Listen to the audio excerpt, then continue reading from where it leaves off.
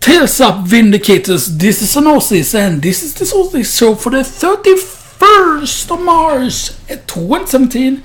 I'm recording it kinda late, not super late or anything, but yeah.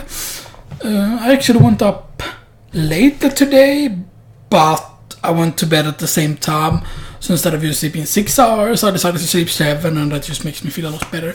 And this time around, I didn't wake up that many times. I only woke up once, like 1 hour after I'd gone to bed. I usually have to go up because I drink too much and then I have to go and pee.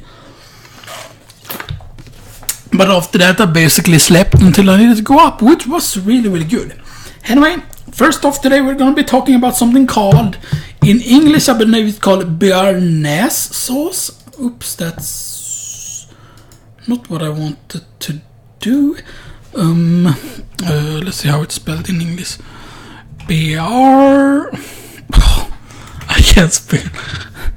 Bearnaise.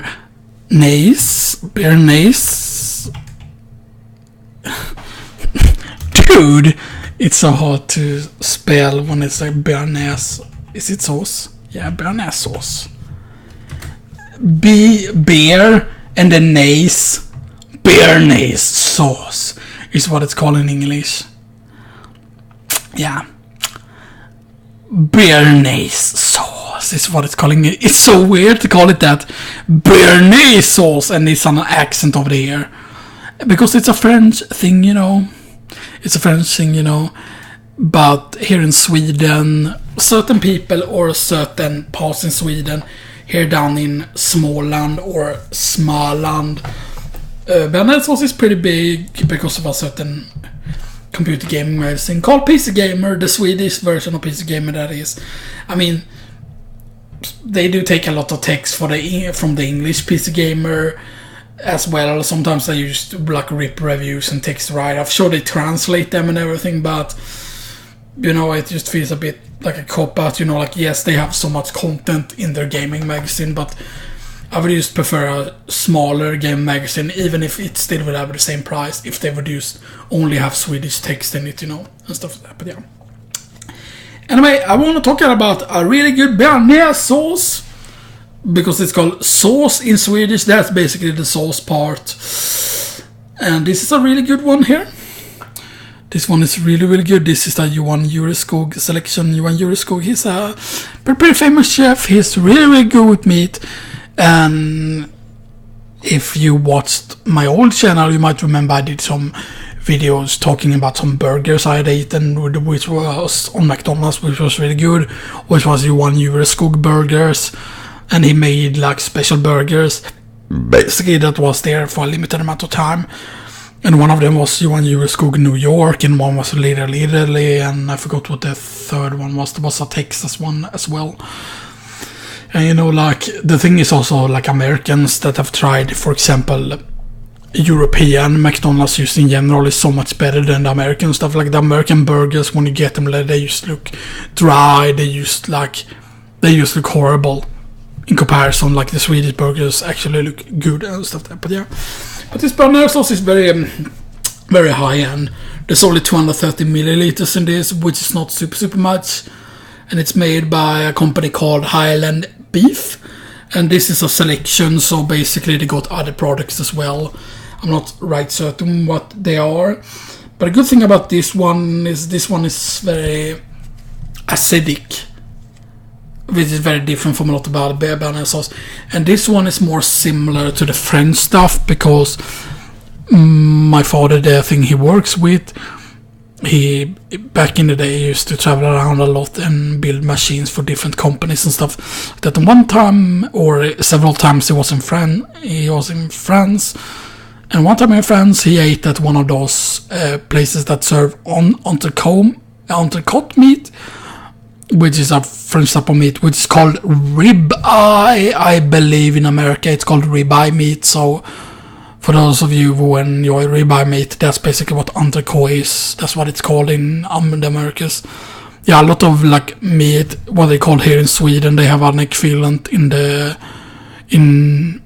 States, but they call their meat very different things there, you know, stuff like that. So yeah.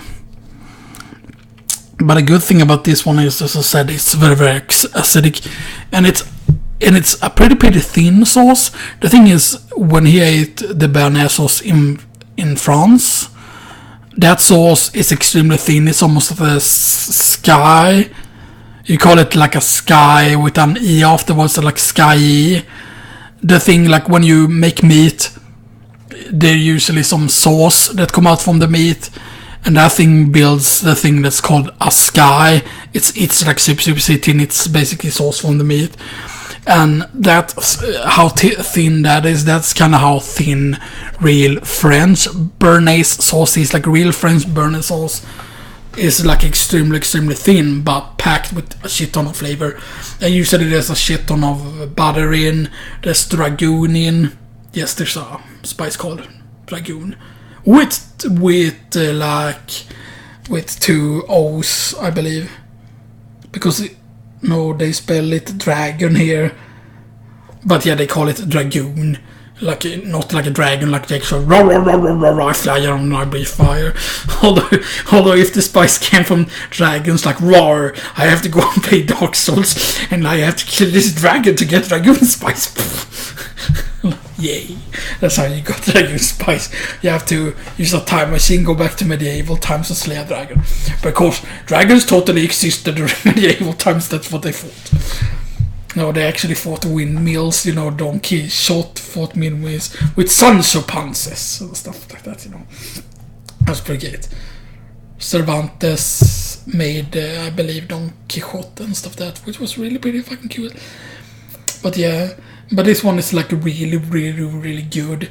Like this one is on the thinner side. But keep in mind that when speaking of that it's a thin sauce, that's just how like thick it is. That has nothing to do with the fat, because there's 66 grams of fat. Like per 100 milliliters, so the whole thing is 230 milliliters. There's 66 grams of fat. Like 66% fat, basically, in this sauce. Which is quite a lot. And that's the thing, like I've tried a lot of different bearnaise sauce because I really like bearnaise sauce. It's the best thing to have with good meat, like with ribeye, or there's something called oxfilé here in Sweden, which is like fillet of ox, I think in English, but in the Americas it's something else. I wonder what it is in Americas, if it's like New York strip, I think it might be. Let me actually search for that. Let me search for New York strip here and see what that exactly is. New York strip, is that oxfilé? Sirloin steak.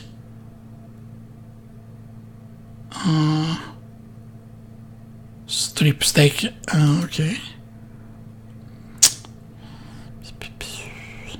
Short loin from the cow.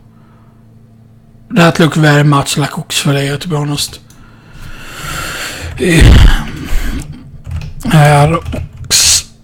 Oxfilé. New York strip. I'm gonna see if that's the equivalent. Okay.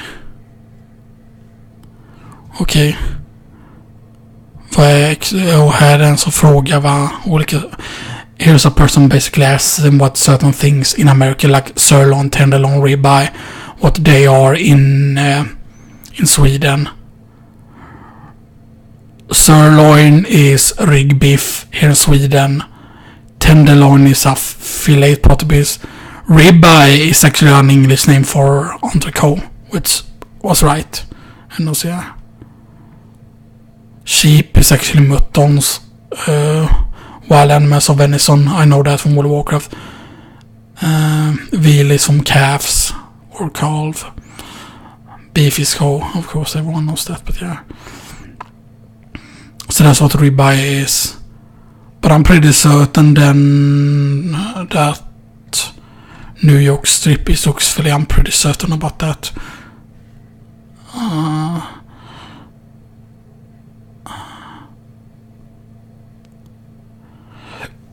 But yeah, it definitely looks like oxfilé is... yeah, here's someone asking. Oh, en New York strip is fläsk curry here in Sweden. Okay. Oh, a T-bone steak is basically the thing that's most similar to an actual oxfilé. But an actual oxfilé is not the same as a T-bone, but because the T-bone got like bone inside it, and that's nothing in an oxfilé. But a New York strip is pretty expensive, so it's the thing that's still most comparable to an oxfilé in Sweden. So you cannot really compare a Swedish oxfilé to an actual New York strip. That's actually pretty interesting, you know. It's pretty interesting, like certain things cannot directly be compared, but yeah. But anyway, the thing is like the French restaurant that it was to was specialized in Entrecote in Ribeye, basically, with bearnaise sauce beside of it. And really good bearnaise sauce, really good French one is very, very thin. And this one is more on the thinner side, so this one is more comparable to a French bearnaise sauce rather than the Swedish type. Because here in Sweden, for some reason, a lot of Swedish bearnaise sauce has anchovies in it, which is the fish, which is called anchovies, I believe, in England and in the US as well. Actually, let me search for that. Anchovies, English. Anchovy is what it's called in regular English. Anchovy, yeah. Which is a horrible fish, and that's actually in a lot of Swedish bearnaise sauce, and this is kind of like a Swedish thing to have in. But in this one there is no anchovy in at all, which is really good. Like this is more true to the French bearnaise sauce, and there's a certain type of onion that you have in it, which they have in the real proper bearnaise sauce. There's also a shit ton of butter in it, because you know you have to have a lot of butter to make it really, really fat, and then a lot of dragoon spice, a lot of schalottenlök is what it's called here in Sweden. And I'm not certain what that's called in English. And I think, I thought you were good in English, yeah, but that's something that I really hate. You never learn about stuff like that in like English classes. You never learn like what other food is called, and the thing is, it's so different like what things are called here in Sweden, like what food is called, and then compared to what's called in the US or in England. And you might think that you're really bad at English, you don't know what that word is, but I had the highest score you could have in English basically, pretty much. So yeah, shallot is what schalottenlök is, so they used to call it shallot.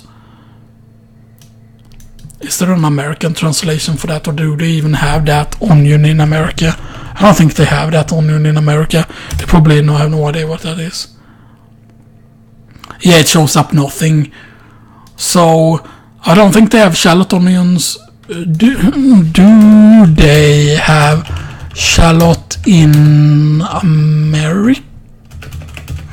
America, we all live in America. America, it's bacon bar.